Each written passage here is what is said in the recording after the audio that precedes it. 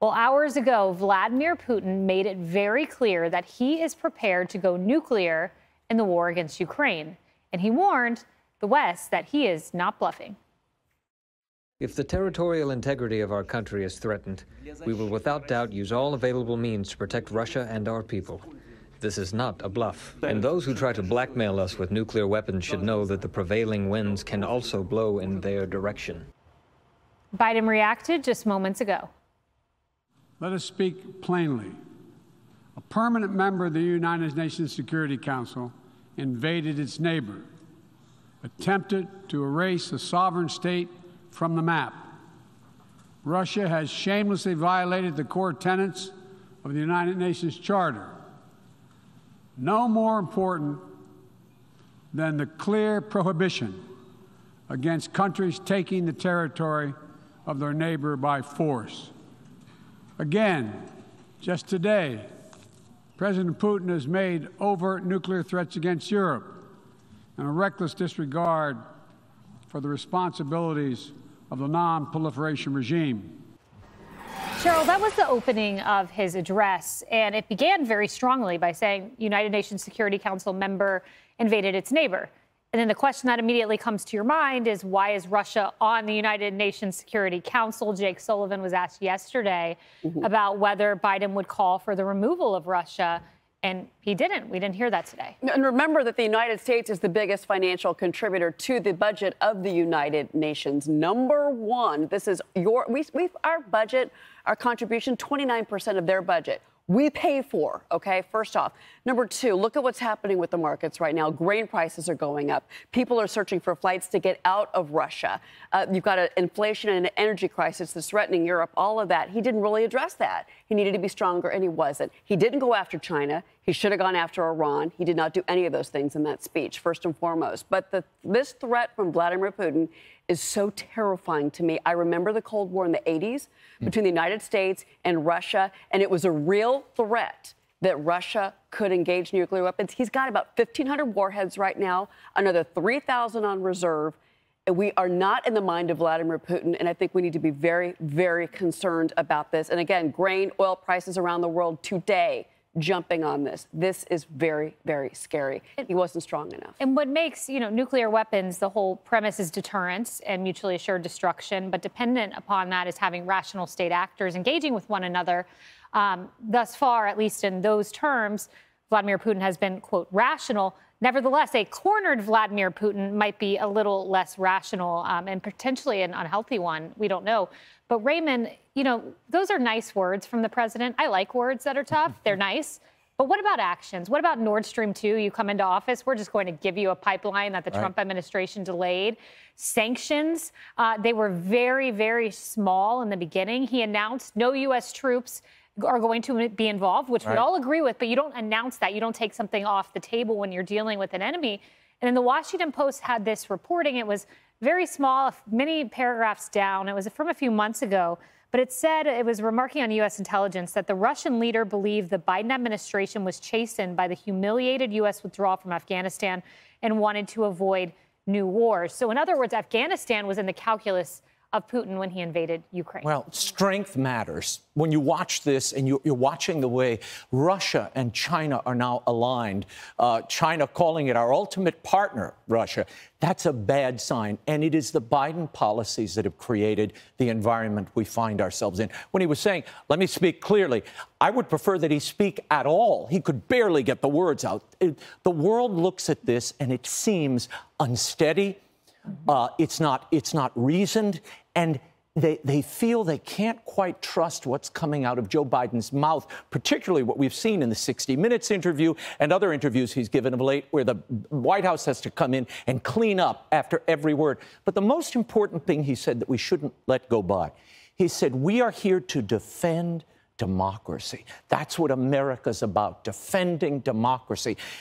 I don't know how you can say that with a straight face, and I wonder how it's been received at the UN General Council when you have the president demeaning and damning half of his own citizenry as racist, xenophobes, crazy people, hateful people, violent lovers, and ideologues. How you can then say we are the model for the world, it's a hard case to make. And that's what I heard from some of my foreign friends who were in town this week for the UN week. It's a really great point. When you undermine democracy and the argument, we are the greatest democracy in the world, and when you undermine that and say we're at risk, it makes it tougher to then coalesce with other democracies.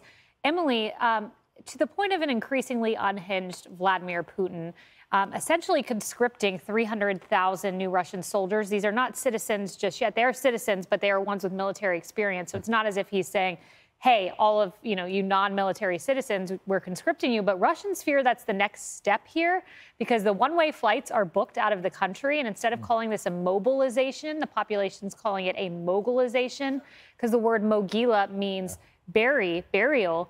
In Russian, people are afraid that their husbands, their loved ones are going to be the next ones to die in Ukraine. How can he hold this population when he's now essentially conscripting people who don't want to be conscripted? That's right. Their fears have led them to create a new term based on the grave because of their fears of what that conscription might hold for them and their families. And while his defense minister says, oh, it's limited to the 300,000 and anyone without direct experience, don't worry, it won't affect you. How can anyone take him at his word?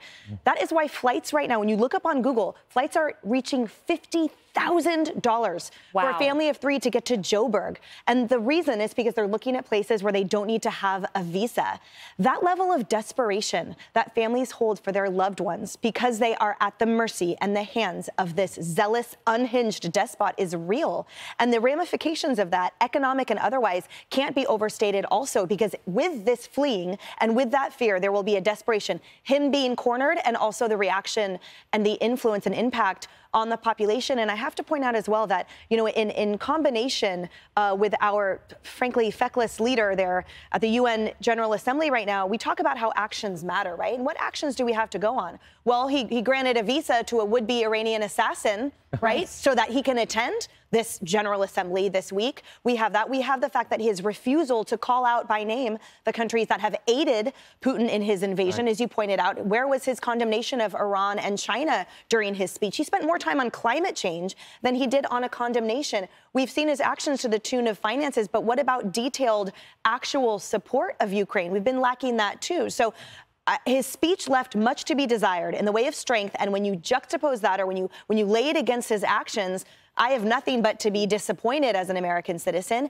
and frightened on behalf of those Russians who are fearing for their lives and those of their loved ones. You forgot Afghanistan, by the way, Emily. Yeah, just want to point out that action. And that is what Nikki Haley was just on with Harris in the last hour and said that is when the world looked at the United States and their view changed. Absolutely.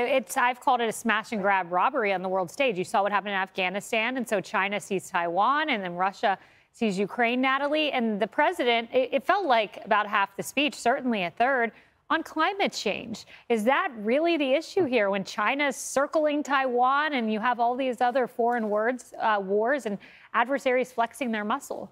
Well, look, one of the reasons that we gave Russia so much power so that Putin could even be so aggressive in his dialogue is because we've basically sold ourselves off in terms of needing energy from Russia. That happened in Europe as well. There's an energy crisis because we've become so dependent on them for energy as well as food. So I think that one of the things that really needs to be discussed is how we're going to separate ourselves from that, because right now, Putin is de-dollarizing energy markets. Right now, there's going to be a currency war, right, because of the sanctions. And I think that's going to lead to more problems down the road. And we've gone so far into debt that for years, since about 2011, Putin has been saying that the U.S. dollar is a parasite on the global economy because we keep printing more, going further into debt. And now he's saying, you know what, I'm going to put gold in my reserves. And this Ukraine adventure has cost us $54 billion so far, and that's probably a low estimate. That is 3 times the entire EU contribution to the war in Ukraine.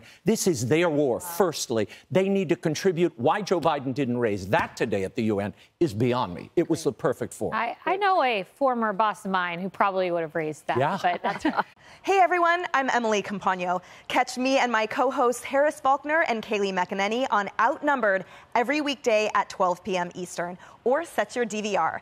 Also, don't forget to subscribe to the Fox News YouTube page for daily highlights.